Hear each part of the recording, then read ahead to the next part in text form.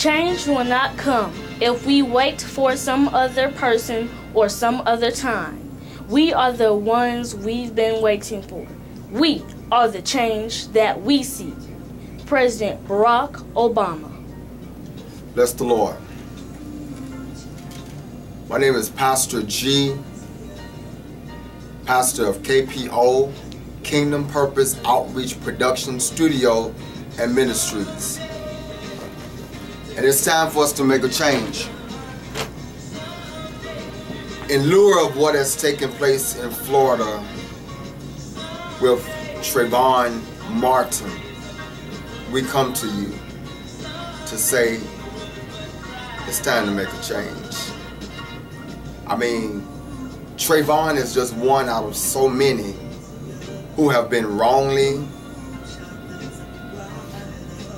unjustly killed. We pray, we hope. That's not enough. We've got to do something else. We've got to do some more. We've got to do some more. The other day I spoke with my cast members about how did they feel about Trayvon.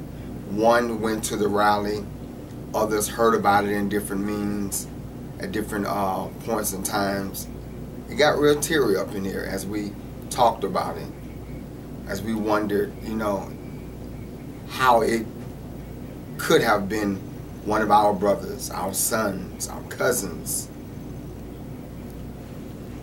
We live in a day and a time that things like this is becoming too much a norm. We have to do something about it.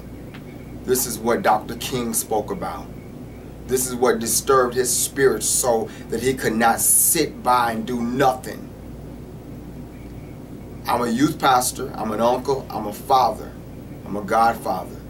And it disturbs me when I see our young black males petrified, terrified, and somewhat even just downright angry and frustrated because of how this thing we call justice don't seem to really exist.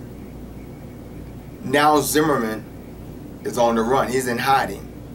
He's not been brought in for questioning because of a law that says stand your own ground.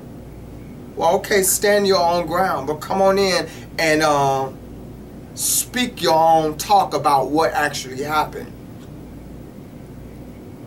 It's disturbing me when I think of his last words. I hear his last words when I listen to the 911 call.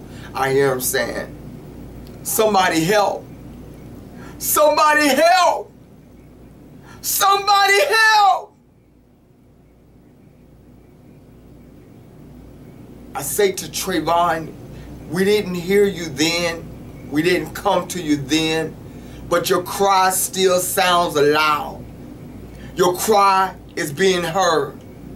And there are many people who your cry is resonating in their spirits. There are many young people such as yourself who have been moved and touched to do something. I believe that a change will come through this. I believe Trayvon Martin's name is this that has happened to him will not go in vain.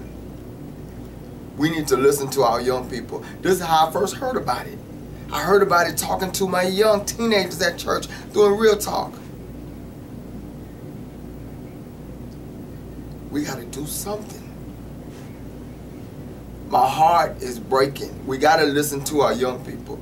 Hear what they're saying. Stop telling them everything. Listen to them. We got to watch them. We got to pray for them. We got to cover them. We got to give them tools. We got to give them wisdom. But I look at this, I said, Trayvon probably say, I did everything you told me to do. I wasn't bothering nobody. I was walking down the sidewalk. I did everything you told me to do. You said if somebody bothered me to defend myself and to cry for help. And I said, somebody help. I did everything you told me to do.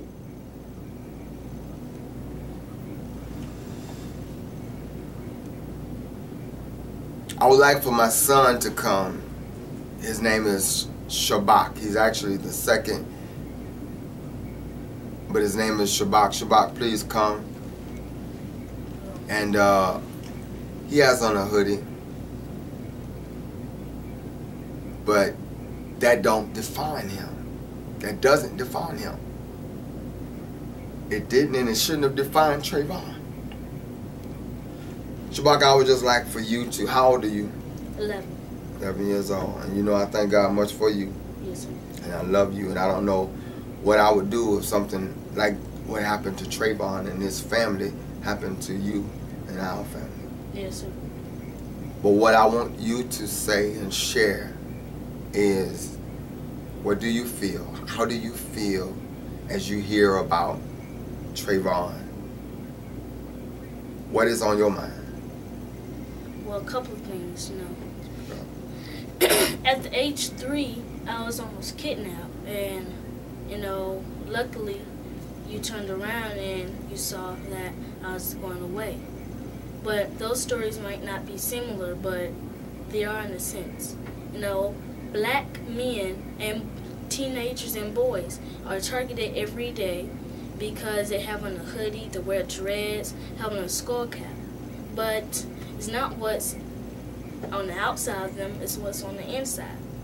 You know, we have these new gospel rappers, you know, that look hoodie, look gangsters, but they preaching the word in their form.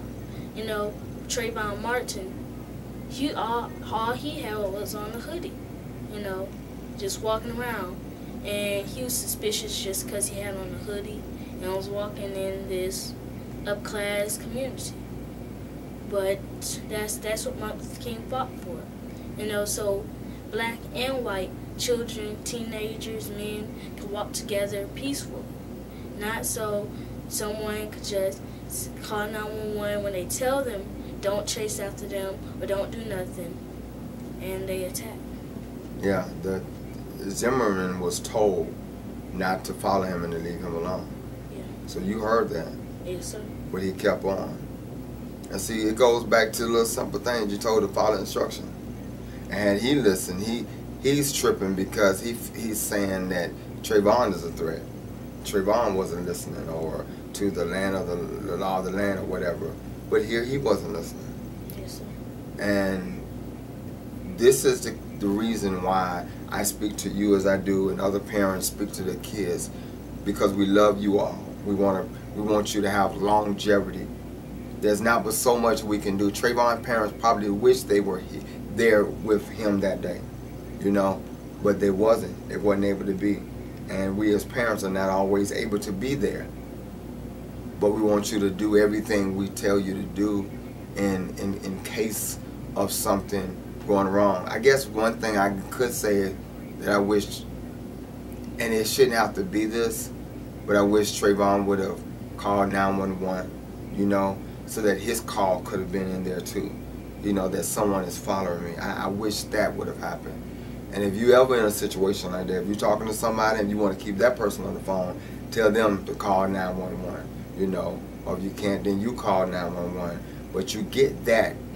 We see the power of a 911 call. Get that, because we didn't know all of this about Trayvon until we heard his voice. That's the only part that we were able to hear, you know. So what would you want to say to his mom and to his dad? Well, to the parents, I like to say, keep your head up. You know, things are going to work out. Just remember the verse, Jeremiah 29:11. The God knows the plans He has for you, declares the Lord. Plans to prosper you and plans not to harm you. Plans to give you a hope and a future. And I know that He has a future and a hope for your whole family and Trayvon Martin. And we're going to wrap up on that note. We thank you for Shabbat for coming. Thank you for coming. And that's my son. I love him so much. Remember, in the words of our black African American, whatever you want to call, I believe he's a good man,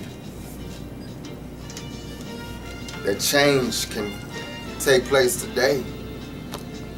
But church folk, black folk, everybody, we got to do more than just talk about it. Change begins with us. Michael Jackson said, I'm starting with the man in the mirror.